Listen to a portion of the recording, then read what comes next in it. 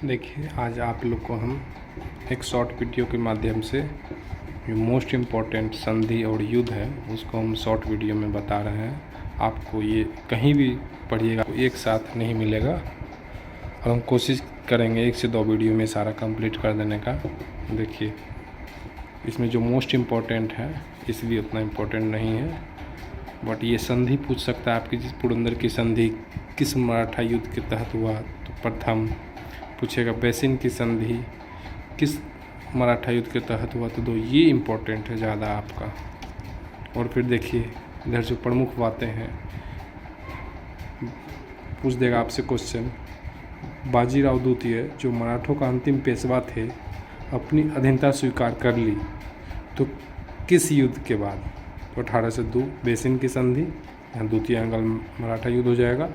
ऐसे पढ़ने का है, कोरिलेट करके पढ़िए, ज़्यादा समझ में आएगा आपको। फिर देखिए क्वेश्चन कर देगा आपको पुरंदर की संधि किस युद्ध के बाद हुई। पुरंदर की संधि, तो पुरंदर की संधि कब हुई है, तो आप देख लीजिए पुरंदर की संधि 1776 प्रथम अंगल मराठा युद्ध के तहत हुई। तो ऐसे करके पढ़िएगा, आपको ज़्यादा समझ में आएगा और अच्छे से याद होगा, रटना नहीं है। और देखिए बाजी, और ये है सबसे फिर ज़्यादा इम्पोर्टेंट, पेशवा का पद समाप्त हो गया तो किस युद्ध के तहत, तो तृतीय अंगल मराठा युद्ध के तहत पेशवा का पद समाप्त हो गया। और फिर देखिए नीचे आते हैं अंगल सिख युद्ध में। इस भी एक बार आप देख लीजिएगा एक नज़र से, क्योंकि आपको क्रम से सजाने के लिए दे सकता है। धीरे धीरे करके सब कंपटीशन हार्ड हो रहा है, इसलिए इसे भी माइंड में रख लीजिएगा। क्रम से सजाने दे सकता है आपको पीपीएससी वगैरह में। देखिए लाहौर की संधि, भैरववाल की संधि, अमृतसर की संधि का ये डेट जरूर याद कर लीजिएगा, अमृतसर का संधि। और ये जरूर याद कर लीजिएगा कौन कौन थे। अंग्रेज की तरफ से चार्ल्स मैचकॉफ और ये सिख की तरफ से राजा रंजीत सिंह। ठीक है, इतना हो गया। और फिर नीचे आइए, देखिए कर्नाटक युद्ध।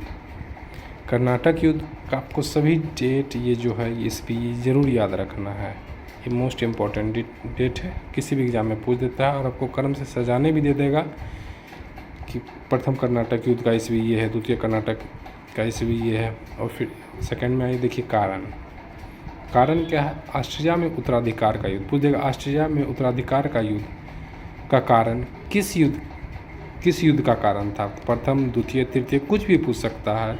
ये भी पूछ देगा कि प्रथम कर्नाटक युद्ध का क्या कारण था, तो ऑस्ट्रेलिया में उत्तराधिकार का युद्ध, ये बीच वाला जो है हैदराबाद एवं कर्नाटक, दूसरा कर्नाटक युद्ध का रीज़न था, ये ज़रूर आप देख लें। और तीसरा का था सप्तवर्षीय युद्ध जो यूरोप में हुआ था। और फिर ये नेक्स्ट देख लीजिए संधि ज़रूर आप याद रख लीजिएगा। एक्सला-सोपेल की संधि, पांडिचेरी की संधि, पेरिस की संधि। ऐसे भी याद कर सकते हैं आप, ए फर्स्ट लेटर को देख के, ए पा पे। ठीक है,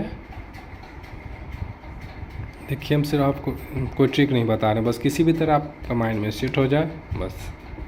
और फिर नेक्स्ट देखिए, ये आपसे पूछ देगा प्रथम कर्नाटक युद्ध के समय फ्रांसीसी गवर्नर कौन थे, तो डुप्ले थे। और मोस्ट इम्पॉर्टेंट क्वेश्चन है, सेंट थॉम का युद्ध किस कर्नाटक युद्ध के तहत हुआ, तो प्रथम कर्नाटक युद्ध के तहत हुआ, याद रख लीजिएगा। और फिर पूछ देगा आपसे अम्बुड़ का युद्ध किस कर्नाटक युद्ध में हुआ, तो दूसरी कर्नाटक युद्ध में। फिर पूछ देगा वांडीवास, इसका ईस्वी भी याद रखिएगा आप, 1760 जो तीसरी कर्नाटक युद्ध में हुआ। और इसी युद्ध में फ्रांस का पतन हो गया, जरूर याद रख लीजिएगा। तीसरे कर्नाटक युद्ध में फ्रांस का पतन। और अंग्रेज की तरफ से कौन नेतृत्व किए थे, सर आयरकुट। और फ्रेंच की तरफ से कौन नेतृत्व किए थे, काउंट लाली, जो फ्रांसीसी पूरी तरह से हार गए थे। इसी युद्ध से जो है फ्रांसीसी भारत से बाहर चले गए और कभी भी फ्रांसीसी भारत में अपना वर्चस्व स्थापित नहीं कर सके। कौन युद्ध में, कर्नाटक के तृतीय युद्ध में। ठीक है, एक बार आप लोग अच्छे से देख लें। और इसमें जो भी आपको लगे कि गलत है आप हमें कमेंट के माध्यम से बताएं। आपसे रिक्वेस्ट है, कमेंट के माध्यम से जो भी इसमें गलत है आप ज़रूर बताएं। और अगर अच्छा लगे तो आप कमेंट में ये भी बताएं कि इस तरह का और भी वीडियो आपको चाहिए जो एक पेज में ज़्यादा से ज़्यादा युद्ध और संधि है।